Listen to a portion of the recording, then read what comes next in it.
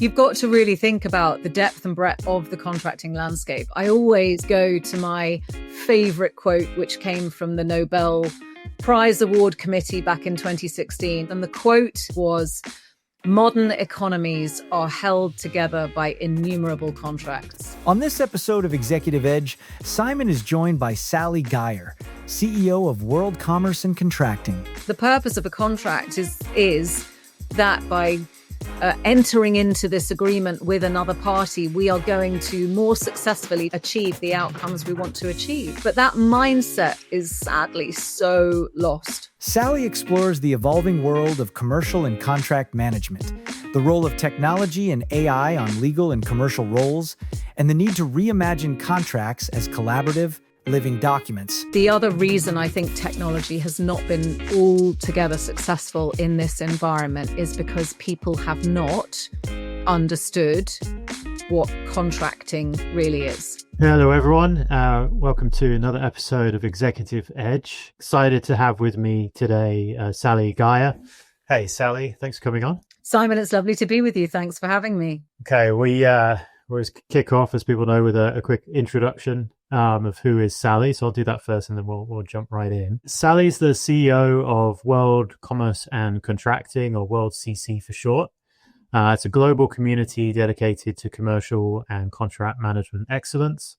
Over 80,000 members across 180 countries. World Commerce and Contracting is the developer of global standards for contract management. And if you work in the space or ever read a contract or been involved in pulling one together, you can appreciate the importance of that. But it's the only body representing both buyers and suppliers globally.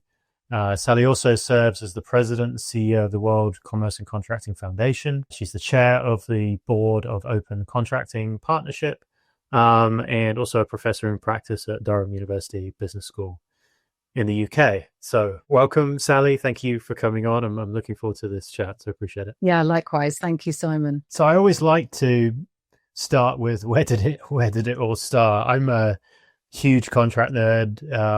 I love contracts. I think I truly appreciate the importance of of pen to paper and initial relationships on a commercial basis, but also how they can almost manifest destiny of how a corporate, as well as sometimes even a government or institutional relationship can pan out for several years after a deal is signed. So, but how did it start with you? I mean, how did you get into this? And obviously, trained lawyer by practice as well. Yeah, absolutely. So, well, we can geek out together for the next 25 minutes, Simon, Awesome. on all things contracting. So as you said, I started thinking that I wanted to be a lawyer. That was my aspiration.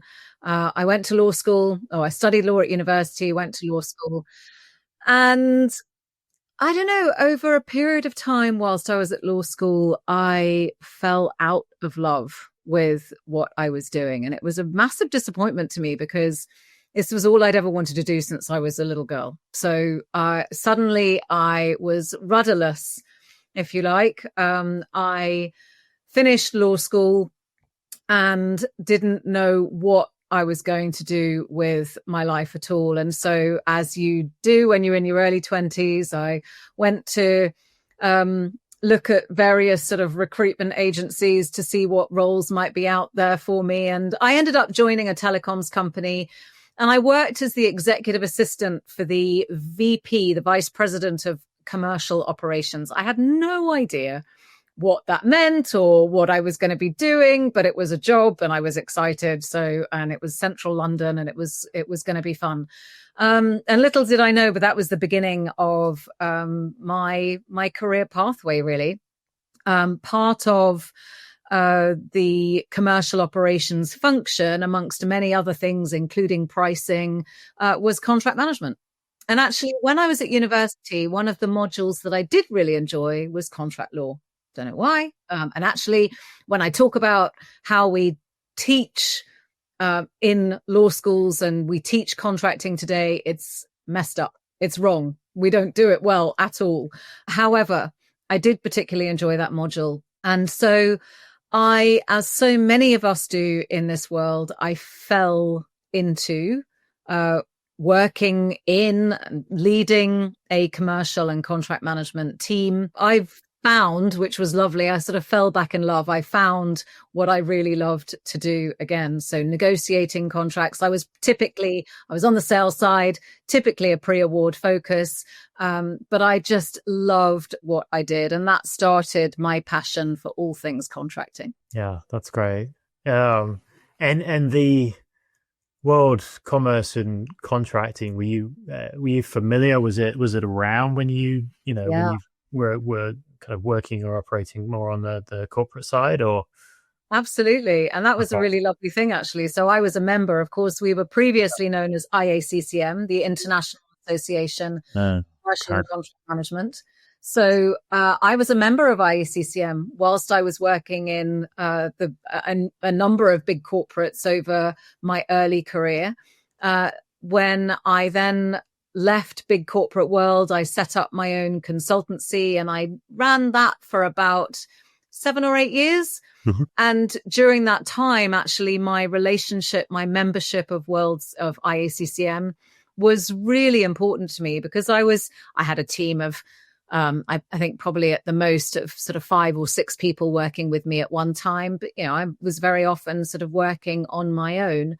So being part of a community and being able to tap into that network and that resource and that support structure was really, really important to me. And so I love the fact that today I remember what it was like to be a member of the association before I was actually persuaded to join the team. Yeah, that's great. And I think for me, and I'd love to hear your thoughts, but it's contracting is the unsung hero of the corporate world. I mean, the reality is you see, litigation law, and kind of government regulation, they get the limelight, let's be honest, just generally. But when you work in business, understanding contracts, at least having some capability to understand certain key terms that are going to impact your commercial goals is just paramount. You end up doing it significantly more as an exec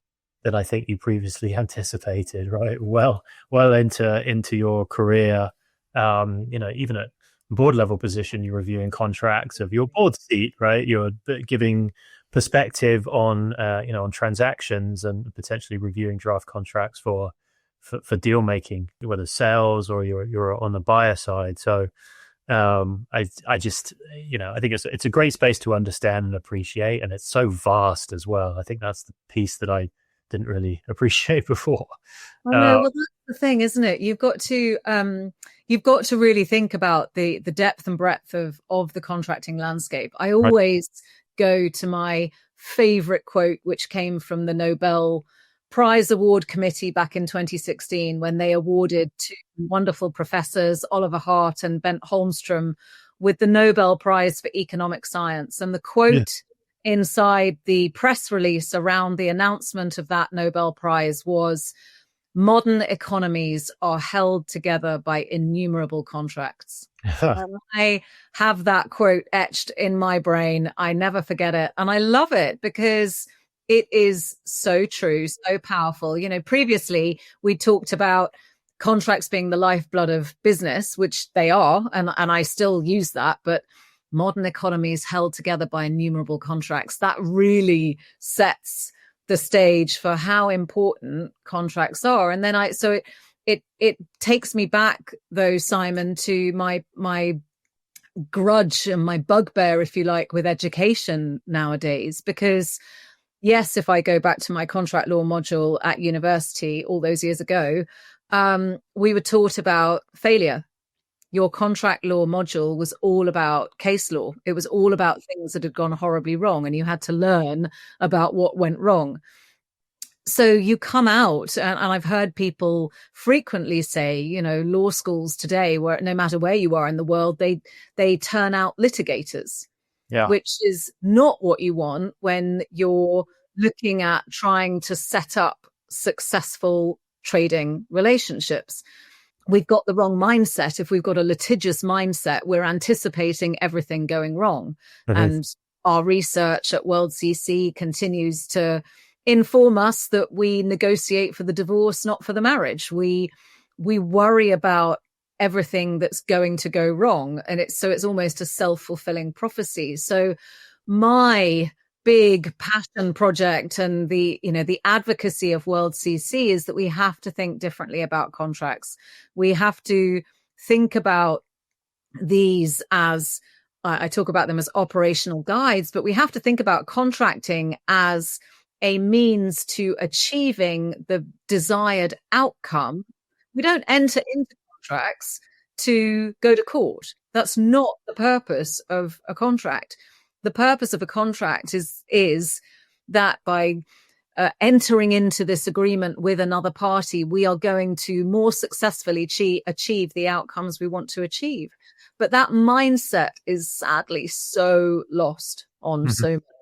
I know, I mean, personally, and I can reflect back on this, very different contracting transactions. The best relationships that transpired were ones that were based on open collaborative contract creation, where I and the buyer or I and the seller were heavily involved in the terms. And sometimes it actually meant we were both aligned on, let's keep this contract as base as possible because too much detail is unnecessary. In other situations where the contract drafting actually helped set the terms for how how the relationship or the deal or the delivery side of what we were negotiating, how that would form. So it isn't just, putting pen to paper and writing down what's already been agreed. There is quite a lot of fluidity and leverage and credibility that you can gain in that process. But you have to be willing to get your hands dirty. You have to be open to asking a ton of questions, challenging yourself and what you really care about, etc. Have you, kind of broadly across the industry, not just on a personal level, have you seen contracting kind of as a discipline of a field? Forget AI for now, because we'll have to get into that, right? It's a topic that you can't not cover nowadays. But have you seen things evolve just from a standards perspective in the last 2-3 decades? It's really interesting, and the evolution is somewhat messy, I would argue. I mean, yes, we talk about the fact that over the decades, contracts have morphed from being fairly light, sometimes even just one-page documents, but certainly maybe 20 pages or something, to these voluminous, sometimes exceeding thousands of pages.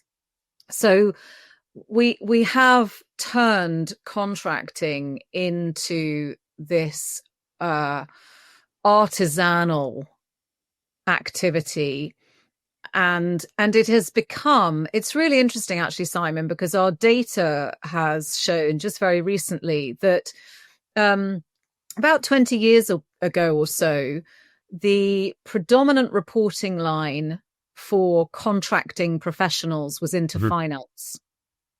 Yep. And that has significantly shifted now into legal. Okay. So that reflects very much this shift away. And we talk about contracts being first and foremost economic instruments. We enter into contracts for financial benefit.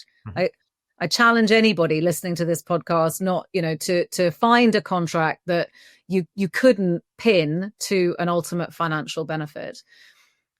But unfortunately, we don't really think about contracts in that way. And again, our research proves that point. We look at contracts primarily as a means with which to manage claims and disputes and to protect ourselves. Hence, we negotiate for the divorce, not for the marriage. So yes, the evolution has been quite significant in terms of the volume, the number of pages we're seeing per contract, and this propensity to shift away from finance and much more to legal, which means there's a far greater sort of risk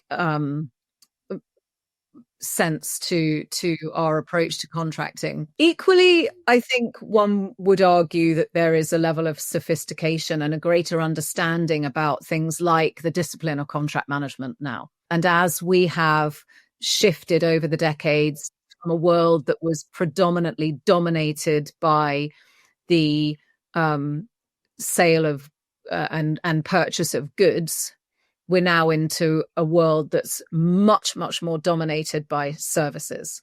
Mm-hmm. And when you're in that environment, services necessarily require you to enter into longer term agreements where the relationship matters so much more. And so with that shift, we've unfortunately proved again that we're still wedded a lot in our, the goods approach to contracting. However, there is a fundamental recognition that we need to change that skill set, and we need to really focus now on a skill set that is far more attuned to collaboration and how we navigate uncertainty. We are all doing on a daily basis today. That's interesting because there's a lot less complexity with just a basic exchange of something that's physical, right? Your product. Exactly. Even if it's a longer term supply of that product, there are more services nowadays. There are more requirements around the services. Be they're less delivery. Yeah. The one thing, and I don't know if this has come up in World CC, it's something I'd actually anticipated would be bigger now. Instead, AI's come along, right? And that's having its own influence. But I did think, a central repository technical platform that would be used to accelerate trade and develop these contracts would be more prominent now than it obviously is. One platform is Ethereum, right? It kind of came in after Bitcoin, and that the biggest promise of that platform is that it would provide an electronic way for contracts to be made, contract transparency, contract standards, and everything else all around the world. And I was like, okay, this is definitely going to be the next big thing. That clearly has not happened. Deals are still being done. Now there's technologies being used to help streamline the process of contract making, right, with DocuSign and the likes. And AI is maybe improving the process for drafting, but then has its own pitfalls or potential risks with with referencing contract law that doesn't exist, right? The hallucination effect. But do you see a future with some type of central platform that that crosses boundaries, be it global or even just industry specific contracting, or is that's so far away that it's not really a concern?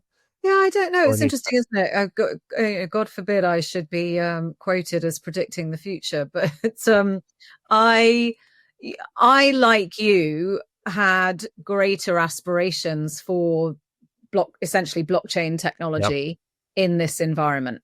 Okay. However, I guess we also know that the legal environment more broadly has been typically slow to embrace technology.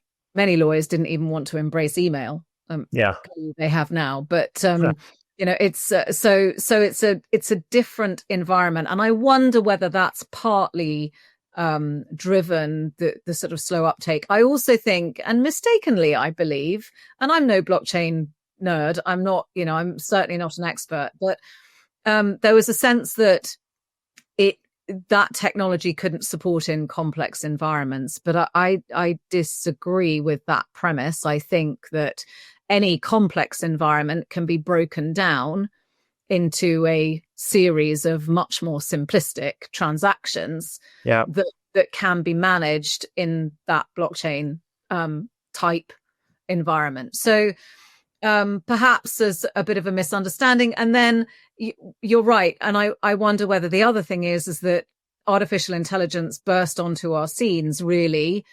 It's been around for a long time. and it was being used quite effectively, natural language processing, machine learning, before the big LLMs launched. But I wonder whether that's, I think that's sort of taken over. Whether that's right or wrong, I think what AI is doing is pretty phenomenal. Is it scary? Yeah, sure. But do we have to lean into it? Absolutely. And it is quite transformational. I don't think that's the end of the role of blockchain in our contracting world.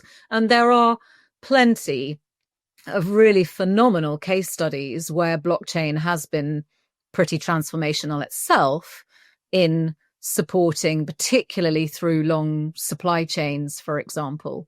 Mm-hmm. So I think that we are on a journey. And I think all of these technologies are ultimately going to play a part and should play a part in improving, because we cannot remain in a very manual and artisanal world. It isn't future proof. And I think the final point I would say there is the other reason I think technology has not been altogether successful in this environment is because people have not understood what contracting really is. Mm-hmm. When you consider that holistic process, it is multidisciplinary. It needs to be looked at from a buy side and sell side perspective. It needs to be understood from a pre-award and a post-award perspective. But too often technologies have been focused on a moment in time in that life cycle and not appreciated the full life cycle.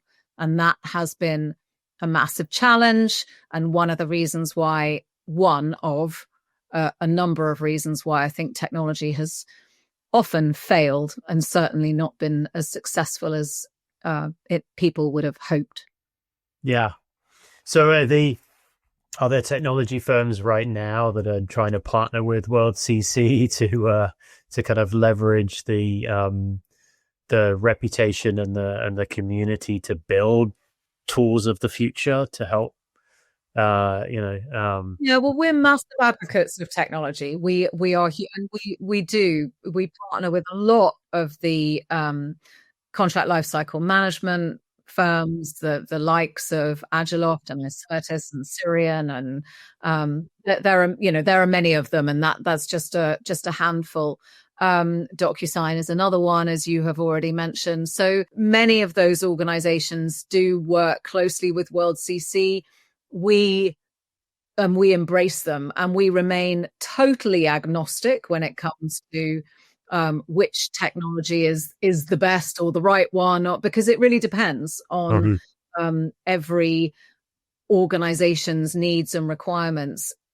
And I think that's, again, that's the key where we try and play our part as well, absolutely, by advocating for the effective use of technology and also supporting our corporate members to be intelligent buyers of that contracting technology as well, so everybody wins. Yeah, I love it. There's a recording I did, interview, I think it was last week. It'll be I'll send you the link when it comes out, but it's a lady who specializes in cyber law, and and she's talked at the UN, and she trains mainly kind of military education is her main focus and audience, but she does keynotes, talks, etc., and her discipline and her focus has been on cyber law, and she said she's never been as busy as she is. Sure, she's incredibly busy right now. Yeah, and to me that is fascinating, because it back to when she was studying law as well, similar to yourself, cyber law I think wasn't a critical core component to studies. It was something that she decided to take and was interested in. It then took at least 15 years before people started calling on that as a specialty, and I think law firms and attorneys started to focus and on that as a discipline. And but again, they were, there's a small number of them. Now it's in extremely high demand. How have you seen that within your community? Is it something people are risk averse to and worried about, for just the potential risks, right, that come with it now in today's? Yeah, I think it's terrifying. It's terrifying for organizations, isn't it? Cybersecurity is one of the biggest risk areas for organizations. And so where is the community on this journey? I think one of the things we often see, and it's the same no matter what the regulation is. You can cite data security and data privacy. That's obviously been a very big thing over the last 20 years or so. When a new regulation comes in, when there's a new risk, our propensity, Simon, is to add another 80 or 90 pages to the contract. And of course, that's not particularly helpful, especially when nobody can really read or understand it. So I think, again, where this comes back to the importance of the quality and integrity of the relationships. And, we've talked a lot recently about this need for us to shift our thinking away from risk mitigation to risk management, i.e., we have to accept that risk is a reality. And then we need to think about how we're going to work as an organization ourselves and with our partners to manage that risk effectively. So should we not be looking at the terms and conditions? Of course you're going to. Of course that's important, but it shouldn't be the only thing we do. Just adding another 80 pages to the contract is not going to help us manage cybersecurity and cyber risk. Understanding the risks more effectively and really thinking about how we can practically protect ourselves, not just protect ourselves in a court of law, is, I don't know, for me it's not rocket science. It's far more of an appropriate approach to these sorts of things. And I must imagine with cyber law, at least for the non-attorneys, right, the non-trained lawyers that get involved in contracting, it's scary because of the unknown, right?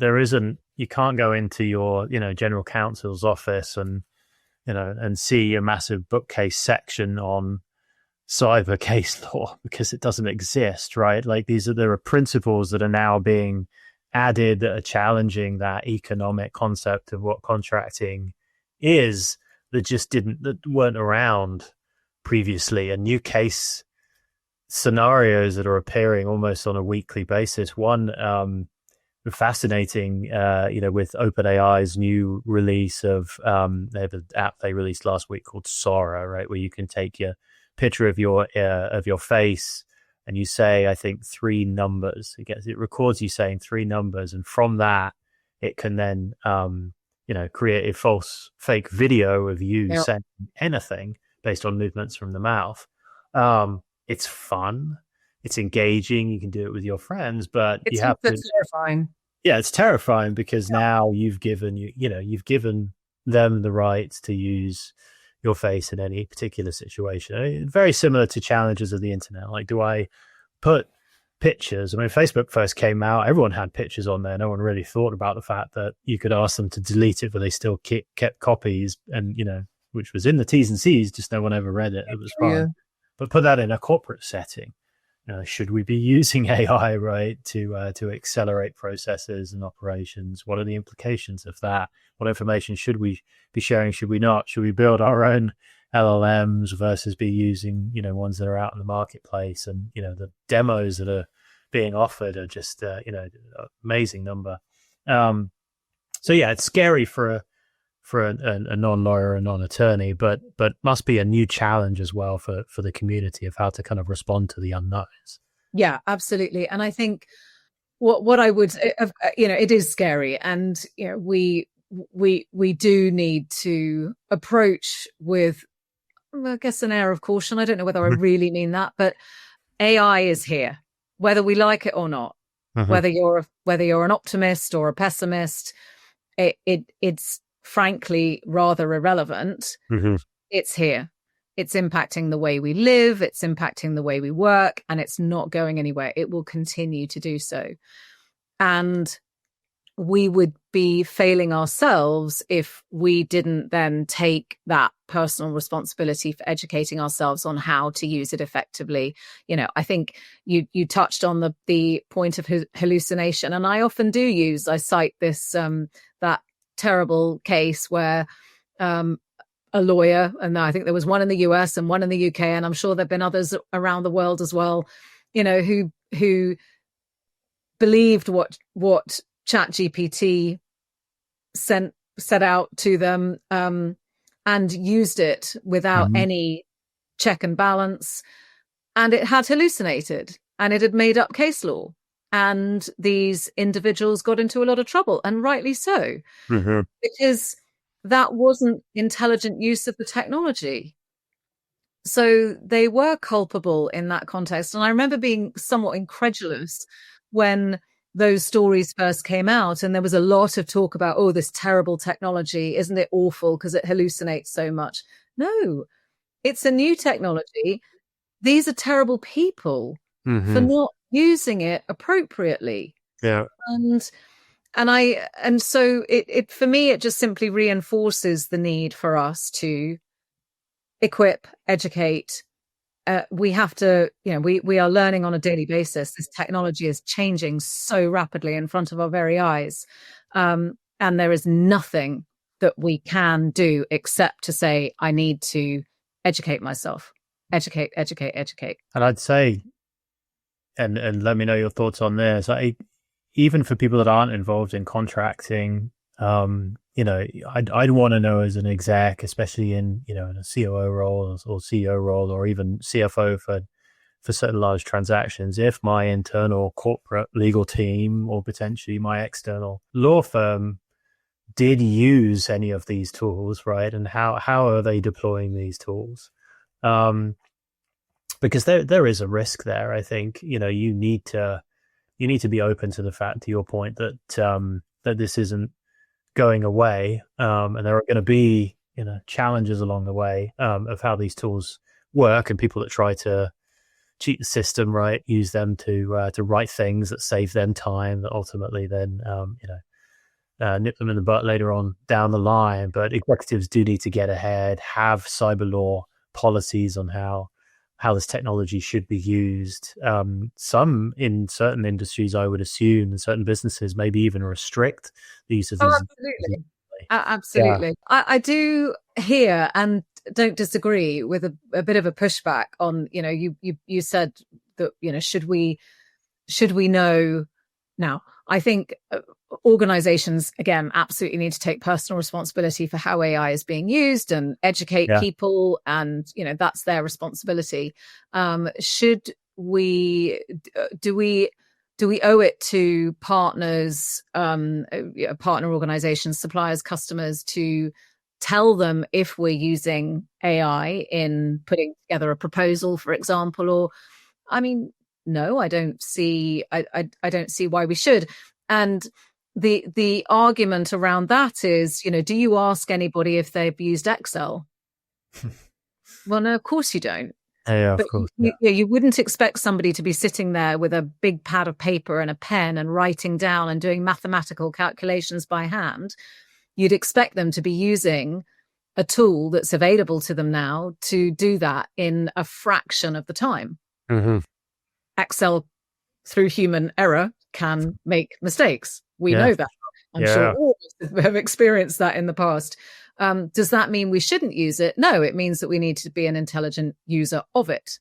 And I think increasingly we are going to have to accept that fate as well with AI. It's a new technology. It's available to all of us.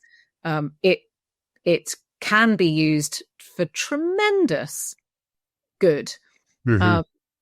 It can drive much greater effectiveness and efficiency in the process when it's used well. Yeah. I wonder if there's a way to even ask some of these tools the probability or the some way to score the risk of hallucinations within their own responses, right? Like respond to it and say, what is the probability that the information you've just given me to answer my question includes any false information, and whether it would be able to even respond to that. I think interestingly, Microsoft did release last week new features from Copilot embedded into Excel. So I'm kind of tying these two topics together, but it's wild. You don't need to know anything about formulas in Excel anymore. You type in, you give it the data, it recommends formulas to improve the way the data is digested based on the data you provided in the format. That's so brilliant. It's a game. Brilliant. Yeah, I know. It's Absolutely. so fantastic. But I also, I was talking to a very dear friend who lives in the US, and he is a lawyer by background and then became a coder, and has developed many successful platforms, worked with governments and private sector around the world. And he came to our America Summit in Denver a few weeks ago, and he said, Sally, I have literally recently thrown away millions and millions of dollars worth of code because it's no longer relevant. Well, it's just no longer fit for purpose, no longer useful, no longer relevant in this world we live in. You don't need to know how to code anymore. Yeah. AI will code for you. Yeah. So translate that into the world of, of the law firm, as with a lot of these evolutions, right? You underestimate the change that, a new technology is going to do, and you overestimate the speed at which it will happen, right? So with law firms, we're seeing adoption, but it's not as fast as we may have anticipated. Is every law firm out there testing and demoing and kind of openly using these tools, or are you seeing some kind of resistance in the community? No, I haven't seen any resistance. To be fair, I would argue that the law firms have been leaning into the technology because I'd imagine they understand that they absolutely have to. But again, I go back to the intelligent client. It's going to be really important that as we continue to rely on the expertise that law firms bring, that we are an intelligent client and we understand how they are using the technology, and how actually it's about discerning that level of expertise that you cannot manage in-house, and that balance is shifting, I think, quite significantly. Does it also potentially free up time for more collaboration? So if you're leading commercial, you're doing less of that, collaborating with that team, like that, multifunctional team you talked about at the beginning. Because let's not get down into, and that's it's a really good point, Simon. And we could too quickly get sort of pulled down into oh god, everybody's going to lose their jobs and nobody's going to have anything to do because this technology has come to take over the world. I mean, I think it's such rubbish. And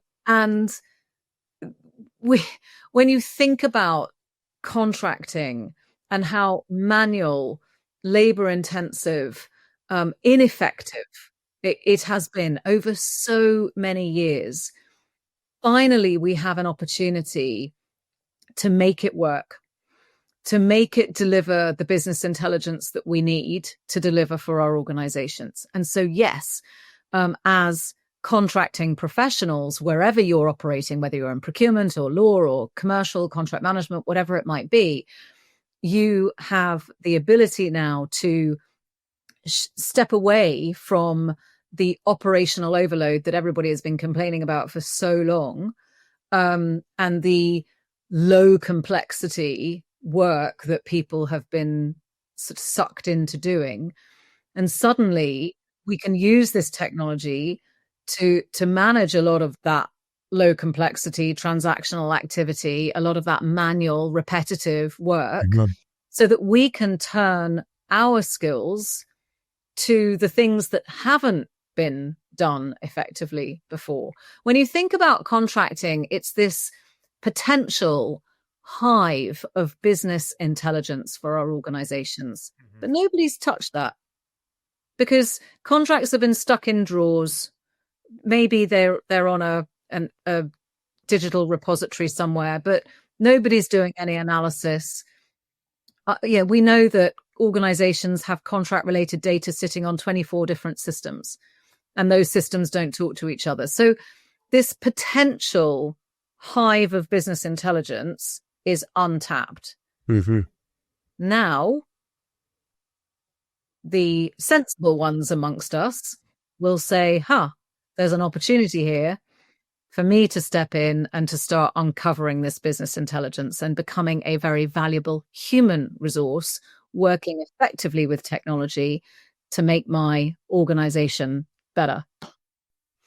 Do you see then the role morphing of a internal legal resource to one perhaps that leans more on the commercial side? So you're saying that, the studies have highlighted the internal legal counsel falling under the general counsel versus under, a CFO or the finance organization. Do you see this pushing more towards the commercial side of the business where, internal lawyers, maybe even law firms need to be more commercially aware with, sales acumen involved so they can be involved in kind of driving that collaborative approach? Because the detail orientated attorney, right, that needed to refer to the case law and deal with the weeds and the long detailed documents, etc., that time is now being passed potentially, sooner rather than later over to technology that helps accelerate that process. So what's left? Are you out advising people in this space to, take on more of the soft skills, get training in sales, for example? Or yeah, I think, I have always advocated, and I am certainly not alone, for there to be a continued focus on supporting the legal community to continue to develop that business acumen, those business skills. And I go back to education. We still complain about the fact that if you're creating and pouring out a series of litigators, then that's not going to be helpful in a business context. But don't forget, Simon, that lawyers are only they are a component part of the contracting life cycle. Lawyers typically get involved in the pre-award environment at a certain phase to negotiate an agreement and get it to contract signature. But there's a whole bunch of activity that happens before that. And quite clearly, a huge raft of activity that happens in that delivery phase that lawyers don't get involved in. So I go back to this point about understanding what contracting is. Contracting is one of the least reformed business processes in any organization. It's a business process.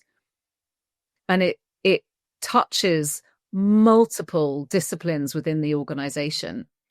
And so effective organizations that score high on a World CC maturity benchmark are organizations that absolutely understand that complexity of contracting, that holistic contracting life cycle, the portfolio of different relationships and agreements that the organization needs to manage, some not complex at all, ranging up to the very, very complex. But it's that appreciation and understanding, and then understanding the nature of the expertise that's needed at different parts of that life cycle. So, I think that's I always want to make sure that, that lawyers are understood and appreciated for the role that they play, and they need to be understood and appreciated in the context of that much broader holistic view of contracting. Yeah. And I can see, I don't know if it's the democratization or at least a reduction of boundaries and who are involved in contracting coming as a result, right? So more commercial people will feel more comfortable getting involved because, they don't feel that there's a challenge, almost in a way that, this translation software embedded into glasses or eyeglasses will help people have conversations that previously they needed a translator for. I mean, it just, it's the next iteration of the world is flat, in business, and that opens a ton of doors. It's an exciting time. So, of all the travels that you've done in the world, from a contracting and commercial perspective, where's the easiest place to do business and where's the most complex, purely from a commerce perspective, do you think? Oh, that's really interesting. Gosh, what a question. I mean, there are studies on this. Okay. From memory, I think Canada comes up as one of the sort of more collaborative Interesting jurisdictions. But actually, I think one of the things, Simon, that's really fascinating is, you can look jurisdiction by jurisdiction. And by the way, I'm going to call out Finland because I absolutely adore the Finnish people, and so much innovation in contracting has come out of Finland, and a lot of work on design and simplification, which is one of my passion projects as well. I love that. So, I would always hail the Finnish. I'd actually also call out the Australians because they have been pretty cool in the context of embracing relational contracting and really focusing in on how to set up the right culture for success. And there are some wonderful case studies that demonstrate, how that can work. So I've picked a few, but I think if you take a big step back, I think one of the really interesting reflections in the context of contracting is looking at East versus West. Mm-hmm. Because in the East, relationships really matter. And they don't have a history, really, of working with contracts. It's an infiltration from the West that has caused them to sort of start to embrace that reality. Mm-hmm. And I think what's fascinating is that in the East, organizations focus and individuals focus on developing the relationship first. And then if they find that trusted relationship, then they'll enter into a contract. Whereas in the West, our typical approach is we'll enter into a contract and, pin down every single piece and focus in on limitation of liability and warranties and indemnities. And then we'll see if after that typically painful process, we can develop a relationship. Yeah. And I think it's really fascinating to juxtapose the two. And I know which one I prefer. I was going to say there's good and bad on both sides, but I think that the Nirvana state is one that is absolutely has to be relationship based. I know any time that I've treated a commercial deal as more transactional versus collaborative, and then reflected back on it several years later, they never turn out in the same way versus ones where you invest, the brain capacity up front, but then, and then the empathy throughout the relationship. It just makes such a big difference. Sally, thank you so much for coming on. I truly appreciate it. This is an important area that everyone does. And the fact that there is a community out there, nearly 100,000 strong, of people that that do this for their job, but also are passionate about networking and sharing best practices globally, I think is fantastic. So look forward to keeping in contact. And for anyone who doesn't know about World CC or Sally, I think definitely check her out on LinkedIn and check out their website. And if you're in the commercial world and you're not a member, I'd urge you to change that status soon. So really appreciate your time, Sally. Thank you. Simon, thanks so much for having me. I've absolutely loved it. I hope we can do it again soon. Oh, yeah, without a doubt. Thank you.